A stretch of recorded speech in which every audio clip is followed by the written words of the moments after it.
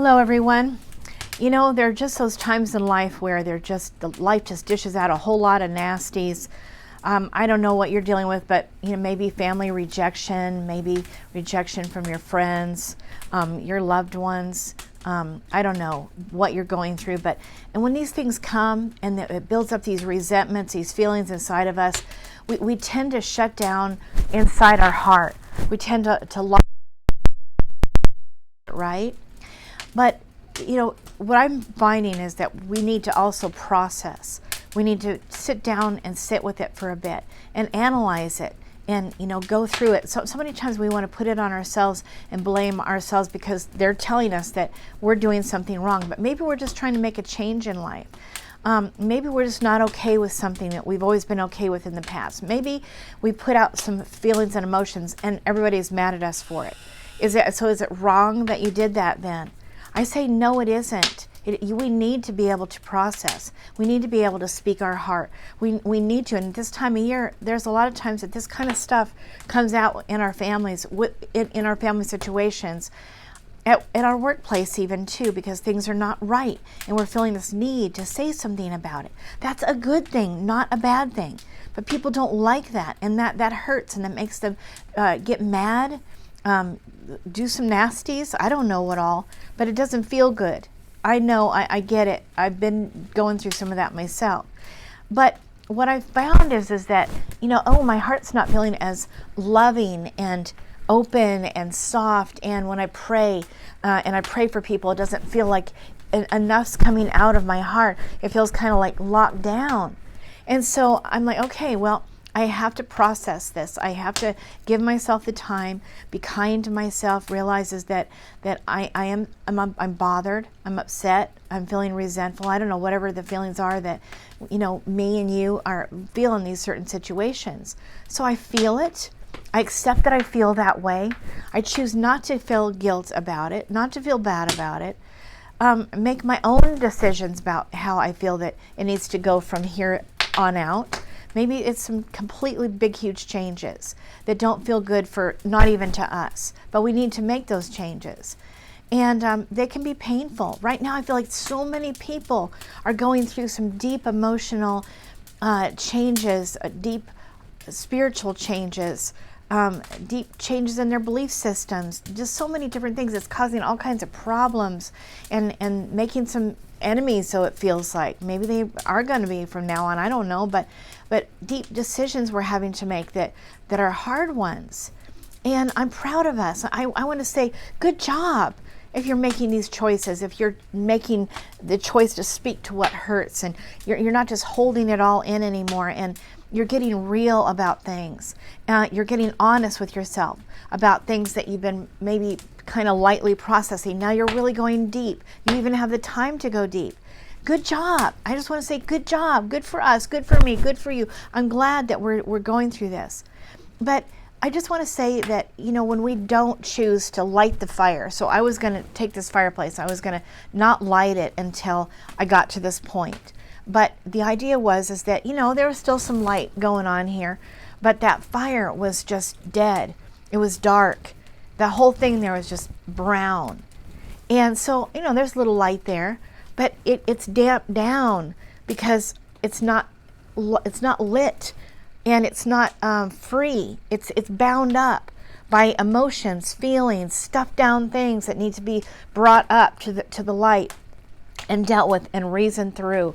And until we do that, we're not really ready to light the fire. We got to process that stuff. We got to get it out first. And once we've got it out and cleaned it out, and I say, ask God for help, surrender the thing finally, once I processed it and gotten over it, and ask God to help me forgive the person or forgive myself or forgive them or forgive whoever, then surrender it, give it over, ask for help, ask for peace, because I don't know about you, but peace, I've got to get that from God. I believe it comes from God, and so I'm not going to get real genuine peace until I've asked for that. I could go numb it down with some alcohol, or I can go watch TV for hours and hours and, laugh and, and go out with my friends and do fun things and laugh and, stuff it down, right?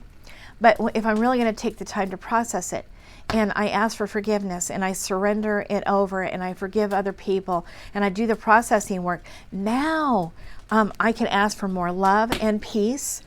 And peace seems to come first. Once that peace comes, sit with that. Maybe meditate for a while in that silence and just be by the fire, light the fire. Try to ask for that fire to be lit in your heart. And then open your heart and let that love come in and fill you. And then you can begin to say a prayer in all sincerity, and it feels good again. But sometimes we just clog up. It's our codependency things that we do. We don't acknowledge our feelings, right? We don't speak to them either. We just stuff. But it's really important that we do, not just speak our truth, but live our truth. And sometimes that is really not fun, not painful. It's very painful, excuse me. So what are some of the things that I like to do? I like to light a fire. I like to go take a walk when I'm feeling down.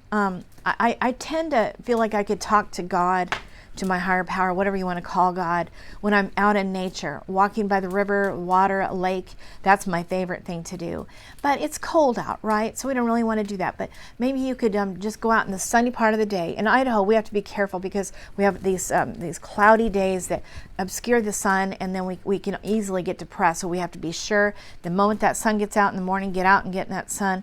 So you might just go out and sit in your dining room where the sun comes in the window every day, and just sit there for a while, enjoy what's going on outside, the birds or whatever. So that's one way. I like to go to the mall and just sit and be where there's beauty all around me and people looking like they're having a nice time, doing nice, kind things, shopping for other people, being, giving, having a giving heart and a good giving attitude. I can smile at people, and you want to, At one mall we have that you can ride a little train, and me and Dan did that last year. We got in this little kid train, and it took us all around the mall. It was really a kick. You can hang out with your dog, take him for a walk. You could go take a plate of cookies to somebody less fortunate than you. And there's always somebody who's less fortunate than we are. You could just decide, I have got nothing to give, but I'm going to go give them a hug. And I'm going to just tell them I love them, and that I've been praying for them. Or I don't know, whatever you feel like doing. Something that's giving, it makes you feel so good. Serving makes you feel really, really good. It loosens things up. It's letting that heart do something that's kind, and it makes you feel better about you, and that's really, really a good thing. You could write a little gratitude note or letter, a list of things you're grateful for. There's always something to be grateful for, because like I said, we're always more fortunate than somebody else. Even if we're out on the street, we can be thankful for things. That you have a good spot, that you have a blanket, that your heart's beating, that you don't have any pain in your body. I don't know, but you could think of it. There's always something to be grateful for. I'm not dying today. I can breathe today. I've got food right now in my stomach. There's always something to be grateful for at all times. So, that helps me a lot when I write a gratitude list, or I just start going around being thankful, and I don't stop until I feel better. That's my little trick. I just keep on going. I keep on going. What I'm thankful for, everything, anything, be thankful for it. So that really helps me. But again, the whole idea of this video was to just talk about that fire right there. Because the funny part about it is that I found that it's my responsibility to light this fire. I can let it go dim and dimmer and dimmer and dimmer because I refuse to process. I refuse to talk about it. I refuse to pray about it, to turn it up and to look at it. I just want to just be angry. I just want to be frustrated. I just want to be resentful. I just want to be hurt. I want to feel that rejection. I just want to feel it.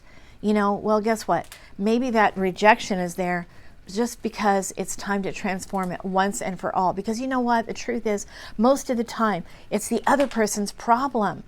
They're the ones who have the problem.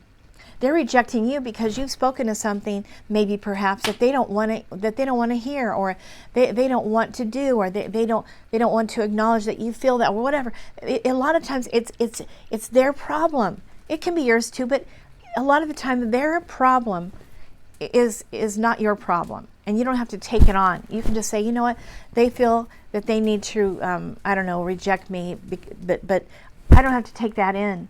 I can just say, that's their problem, that they feel that way and that they feel that they need to do that. I'm doing the best I can. I do know that I'm doing the best I can. And if you're not, then try to do something to make it right. But you know what? I feel like this is like when you make a decision, a lot of times we'll second guess ourselves because we're being accused. And maybe that's not the right thing to do. Maybe the right thing to do is just stand up and say, no, let them reject me. Let them abuse me. Let them hurt me. Let them do what they've got to do. But I've got to do what I've got to do. And to thine own self be true, right? So anyway, again, like our responsibility is to keep that heart lit. And the way we keep it lit and cleaned out is by cleaning out the emotions and the feelings and letting them go and surrendering them to God, and ask for more love and more peace and more whatever it is you feel that you need, more joy. I like to ask for more joy. And because I feel like that is coming from I feel like it's coming from our Creator, those things. I don't think I can manufacture that. It's one of those things. This is how I feel about it. And that tends to have been how I have seen my life go, that when I ask, then more love comes in and more peace comes in. And I can't seem to make that just happen on my own. But I have got to do those steps that I mentioned to you. Hopefully I've mentioned everything, but anyway, don't forget to keep that fire lit, because if you don't do the work, your heart's just going to get dull and darkened. And you've got to take the time to get it cleaned out and get it back open again. And that's our responsibility. That fire was not going to be lit there unless I light it. It's just going to be dull in this room. And a while ago it had no candles and no lights of any kind. And it was very dark. But I lit it, and then I really lit it. So keep that heart light. I know it's the time of year when a lot of us get a lot of hurt feelings. We do get rejected. This time of year where a lot of people feel rejected, they feel alone, they feel hurt. And it seems like this year more than ever, people are just feeling that feeling of loneliness and sadness and rejection, and like everything's just so different. And somehow maybe in our knower we know that it's good. And it is. It's coming, things are coming up for transformation. When things hurt, they say it's because it's coming up for transformation. So feel it, acknowledge it. Don't beat yourself up for having those bad feelings. I know that's the way that we've learned, but that's not the right way, guys. We need to feel it, own it, accept it, relinquish it, let it go, surrender it, forgive if you can, ask for help to forgive if you can't, ask for more peace, more love, more joy, and things will begin to change. Get out, get that walk, maybe get some exercise. That helps me too. That's another thing I like to do, is get some exercise. Oh, and listen to music. Go watch a movie. On Tuesday night, we have a really cheap movie night here in Idaho. You can go watch a movie, watch a movie on TV. After you process for a while, just kind of change the scenery in your mind and your heart. That helps too. Anyway, you are worth it. And you matter. And even if you think you don't, well, I'm sorry to tell you, but you're worth it. And you're good. I believe that. I believe with all my heart that everyone's got good in them. I can think of anybody, my worst enemy, and I'm like, no, he's got a lot of gifts. A lot of gifts. He's got some really good points. And even though he's done me wrong or, whatever, that person I'm thinking of has got good. Everyone's got good. They know it. And you do. We all do. And you're here to shine your light. You're here to shine that light that's in that fire. Let that fire start, really kindle it. Get it really going. Do some real kindnesses. Make some phone calls. Wrestle it up. Pray it out. Ask for more. I don't know. Get that thing fired up, okay? Don't forget to fire it up. It's our responsibility. God will let us let that fire die out, because He will. It's our responsibility. That's the weirdest thing, guys, but that's what I found to be true, is that's been given to us to keep that fire going and to keep it lit. So light it and try to keep it lit. Just try to keep it lit. And that's really what I'm all trying to do tonight, is to encourage you to do things that will get that fire lit again and feel good again inside your heart. So no matter what happens this season and this winter, just make up your mind. I'm not going to let this heart of mine grow dark. I'm not going to let it get hard. I'm going to let it get soft. I'm going to work towards getting it soft. I'm going to ask for help. I'm going to talk to somebody. I'm going to go out into the mall and watch and smile at people for an hour. I don't know. But let that fire be staying lit as much as you possibly can by trying these little techniques, these little ways. And I assure you that you'll be glad you did, because you know, when you go down in that pit, it's really hard to get back out of it. And the more days that you go and let it stay dark, the harder it is to crawl back out. It's not fun. I bet you remember some of those times. I know I do. It's not worth it. It's just not worth it. So, but we got to process, right? We got to process it and acknowledge it. So, I hope that you make some wonderful decisions, wonderful choices. And if those mean more rejection, well, you know, you made some good choices if you feel that that was what you needed to do. And I say good for you. And I say good for me. Change is good. And it hurts sometimes, but it's good. All right, that's all I got to say. I love you. You're worth it. You're good. You're special. You're unique. God loves you. I love you. You're worth it. You are enough. You're enough. All is well. All is well. Okay, over and out. Love you. Mwah. Bye. Watch my fire. Watch my other side of my fire. Oh, can't see it from there. Oh, well, anyway. I'm just trying to let you see my fire. Okay. All right. See you later. Till next time. Over and out.